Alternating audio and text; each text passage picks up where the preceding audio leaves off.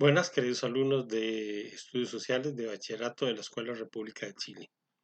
Voy a desarrollar el tema relacionado con la sociedad costarricense de la primera mitad del siglo XX, de una lectura que van a encontrar en antología de la página 56 a la 59. El tema, la construcción de la democracia y las luchas sociales de la primera mitad del siglo XX. Vamos a exponer algunas ideas generales sobre el tema.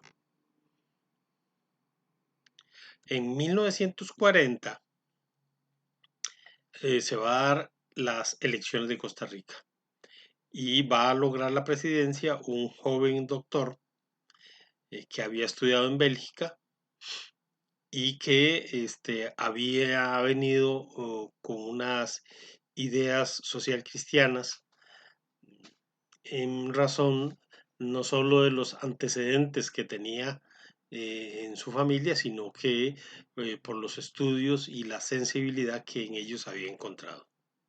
El doctor Rafael Ángel Calderón Guardia, que finalmente es presidente en 1940. El sistema electoral costarricense en la primera mitad del siglo XX. Para esto yo había dejado una serie de preguntas que vamos a contestar y desarrollar. ¿Qué aspectos caracterizan la legislación electoral del siglo XIX en Costa Rica? Bueno, la legislación electoral del siglo XIX básicamente se caracterizó por la influencia decisiva del Poder Ejecutivo, o sea, del presidente, tanto en la organización como en la realización de las elecciones. Estas elecciones se hacían en el marco de gobiernos autoritarios aprobados eh, por ellos, dirigidos por ellos, gobiernos como el de Bernardo Soto y el de José Joaquín Rodríguez posteriormente, que escenificaron un importante evento en 1889 con el tema de la elección. La ley electoral de 1893, aprobada por el periodo de Rodríguez, permitía al Poder Ejecutivo nombrar a las juntas electorales, lo cual, pues para nosotros hoy es totalmente inconcebible, pero para la época se daba y esto tenía una incidencia indudable en el manejo del proceso electoral. De esta forma existía un control verticalizado de las elecciones de parte del gobierno. ¿Qué condiciones debía tener las personas de acuerdo a la Constitución de 1871 para ejercer el derecho al sufragio? Bueno, de acuerdo a esta Constitución, para ser elector en segundo grado, se requería tener 21 años. La persona debía saber leer y escribir y ser propietario de por lo menos 500 pesos y tener un ingreso anual de 200. O sea, había que tener toda una fortuna para poder ser elector y en segundo grado.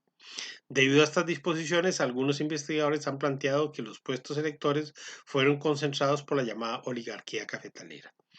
Y ser elector en segundo grado quiere decir que los electores de cada comunidad elegían a grupos de personas o una persona que las representaba en elecciones provinciales y nacionales, las que finalmente eran las que elegían al presidente.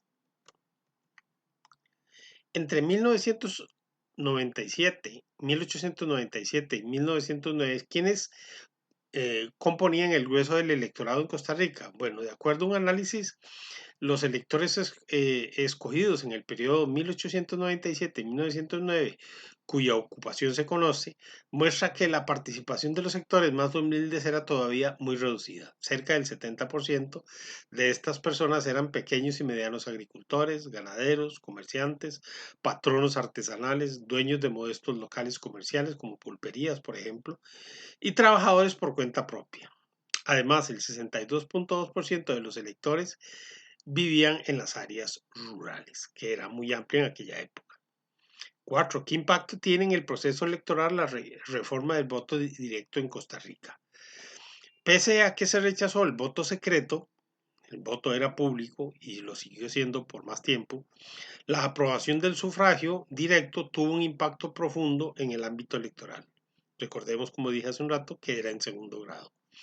En 1913 los partidos confiaban en sus candidatos a los electores de segundo grado para movilizar a los votantes en los comicios de primer grado, pero ahora debían estructurar una organización mínima de alcance nacional, o sea, un partido que llegara a toda la región o a todo el país, para competir de una manera más eficiente. La urgencia de hacerlo así fue incrementada porque a partir de 1913 la elección se realizaría en un solo día y no eran dos como antes, como lo habían establecido la reforma de 1907 y 1909. De manera tal que para 1913 el voto es directo, o sea, los ciudadanos escogen directamente al presidente.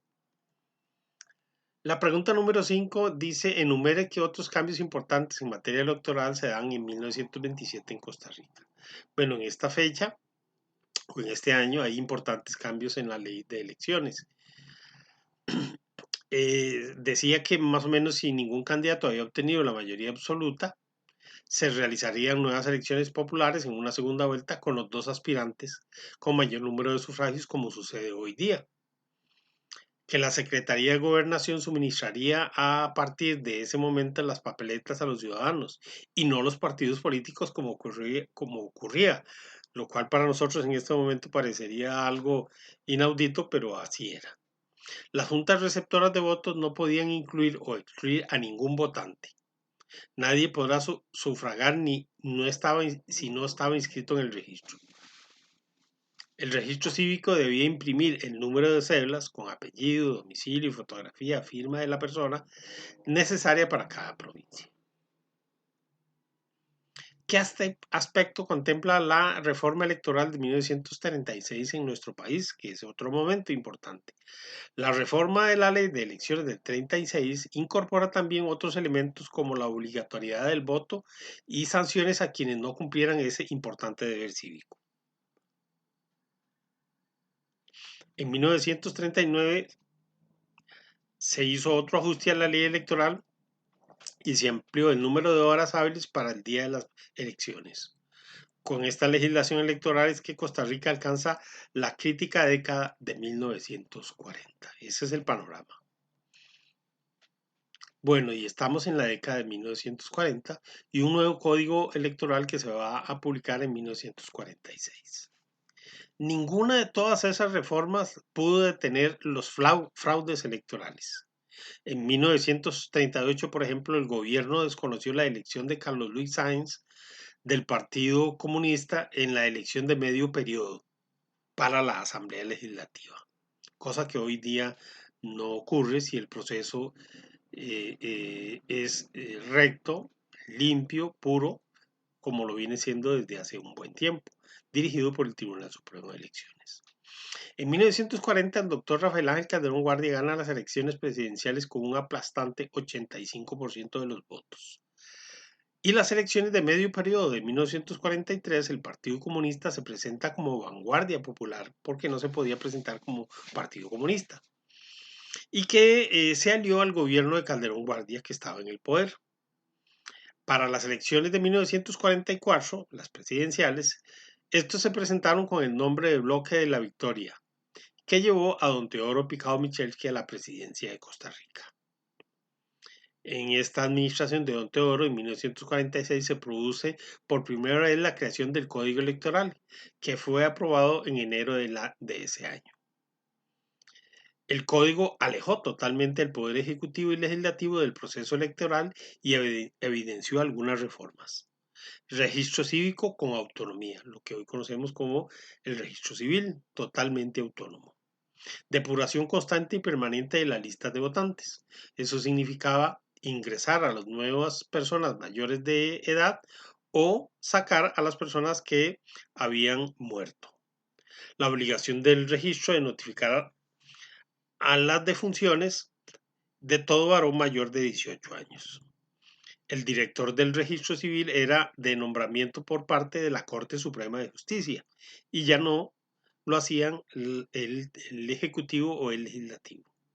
La emisión de papeletas era igual al número de votantes y se prohibió votar fuera de su domicilio electoral. Esto se complementó con la emisión de cédulas de identidad en 1943 que tenía foto, huella digital y firma de la persona. Cambios económicos, sociales y políticos de la década de 1940. En la década de 40, Costa Rica enfrenta la crisis que venía arrastrando de los años 30, producto de la Gran Depresión que inició en los Estados Unidos. Y sí, la situación se agrava en 1940-1939 por el inicio de la Segunda Guerra Mundial, que cierra los mercados costarricenses con Inglaterra y Alemania. Y en consecuencia tenemos una disminución en las exportaciones, un incremento en los costos de importaciones, o sea, lo que comprábamos. Hay una inflación galopante sobre los productos básicos, un deterioro de las condiciones de vida de los costarricenses, especialmente de los de bajos ingresos, y los ingresos del Estado se vienen a la baja. El mercado internacional costarricense se reorienta hacia los Estados Unidos, aunque hay precios bajos y no logran asumir toda la producción costarricense. Un mercado interno desarticulado totalmente, por un lado la región de Guanacaste, el Limón con su parte, el Valle Central, faltaban vías de comunicación para estimular ese comercio, había poca población, no había, ni siquiera llegábamos al millón de habitantes, habían salarios muy reducidos con un poder adquisitivo muy leve, muy pobre, y se favorece el sector artesanal y la industria incipiente, o sea que estaban haciendo la industria. Como consecuencia de la Segunda Guerra Mundial, la sociedad sufre desempleo, bajos salarios, un grueso de la población vive en la extrema pobreza, hay falta de vivienda, de servicios como agua potable y electricidad y condiciones de salud inadecuadas totalmente. Mucha gente muere por razones de salud, por enfermedades que pudieron haberse curado. La mortalidad es muy elevada y especialmente en las áreas rurales. La política del caudillismo era una característica de esa época en Costa Rica. Condiciones de vida de los trabajadores en la primera mitad del siglo XX. En la primera mitad del siglo XX surge un importante movimiento con base popular. Sin embargo, eso en los años 30 al 40, al 48, cuando crece su influencia como fuerza popular. Es el Partido Comunista. Debido a la crisis del 29, se presenta un nuevo escenario, no solo en Costa Rica, sino a nivel mundial, para que los movimientos sociales, en virtud de las malas condiciones, logren tomar fuerza. Los artesanos y productores buscaban el amparo del gobierno. Los trabajadores rurales de las bananeras y portuarios se movilizan para buscar mejores condiciones, salarios y algunas condiciones que necesitaban para desarrollar sus trabajos. El campesino exigía tierras para el cultivo, el ciudadano exigía control de los productos básicos, la baja en los alquileres, el acceso a los servicios de salud. Los productores agrícolas buscaban un trato justo en la relación comercial con otros países y en las zonas urbanas los intelectuales y profesionales formulaban críticas al imperialismo norteamericano que intentaba expandirse y consolidarse en toda América Latina. Y también se formulaban críticas por el monopolio que las empresas bananeras y de electricidad mantenían en nuestro país. El movimiento social de los años 30 repercutió en las funciones del Estado, hasta entonces bastante desinteresado por atender las condiciones de producción y mantenimiento de la fuerza del trabajo del país. Algunas respuestas a estos planteamientos fueron: el Estado legitimó la demanda de algunos servicios urbanos a través de la regulación de actividades en las juntas patrióticas progresistas, constituidas desde hace algunos años y que lucharon por los intereses de los ciudadanos. Se dieron algunos decretos que favorecían la colonización de tierras en las zonas de montaña, con protección técnica y financiamiento del Estado. Fue objeto de reglamentación institucional el problema del café en Costa Rica y un control de alquileres y especulación comercial. Esta nueva crisis ayudó a configurar un sólido movimiento sindical, con coordinación a escala nacional, el cual, sumado a otras fuerzas sociales de campesinos empobrecidos, juntas patrióticas progresistas de las que ya hablamos y algunos sectores medios politizados, fue punta de lanza para el mantenimiento, mantenimiento jurídico de las llamadas garantías sociales, incluidas en la Constitución Política de 1941 y en la promulgación del Código de Trabajo en 1943 en la administración del doctor Rafael Ángel Calderón Guardia. Muchas gracias.